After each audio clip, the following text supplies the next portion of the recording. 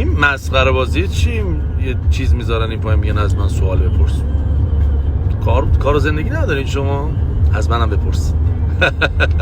هرچی دلتون میخواد بپرسین جواب میدم. فقط امشب بپرسین.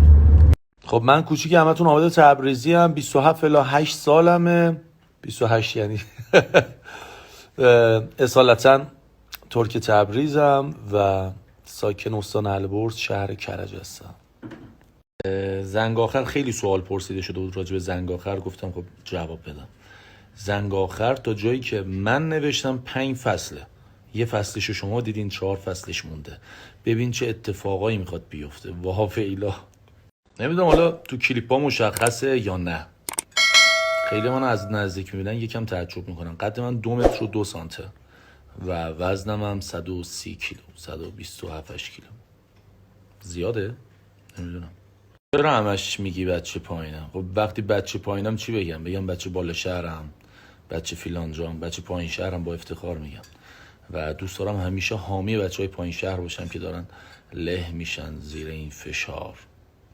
نیه ترکی دانش برم به خاطر bu ki آقا biz kere احترام goyaq tamam merdum İranada و زبان مشترک ایرانlılar فارسی زبان فارسıdır و kere حامی احترام goyaq. Canımsınız nökerem. از مهدی تبریزی چند سال بزرگتری؟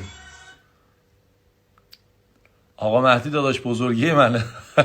بیبی فیسم. یعنی من اونقدر پیر شدم. آقا مهدی از من 3 سال بزرگترم. آقا مهدی بزرگی مایی. خواهش می‌کنم. راجع به ریشام خیلی سوال پرسیده شده بود. من خب 3-4 سالی هست که نزدم. کی کوتاه میکنم؟ زمانی کوتاه میکنم که خیلی سورپرایز بشین. خیلی. تراکتور یا پرسپولیس؟ من اصلا فوتبالی نیستم واقعا. یعنی شاید 2-3 سال اصلا فوتبال نگاه نکردم، ولی بر اساس اصالت و تعصبی که به شهرم دارم حتما تراکتور.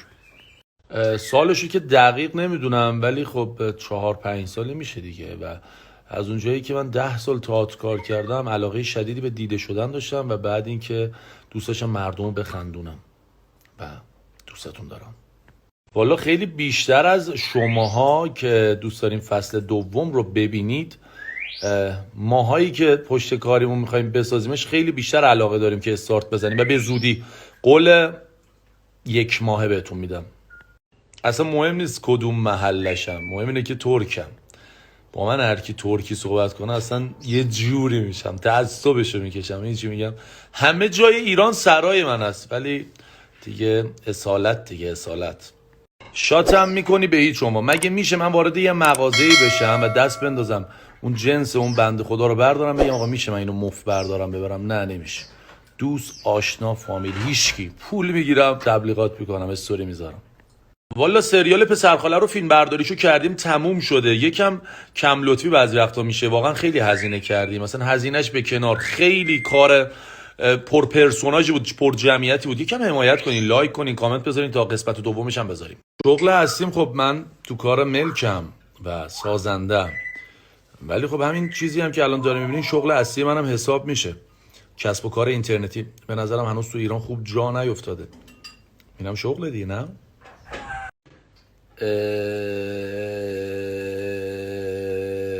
میخوام 15 ثانیه استوری پر بشه بعد بگم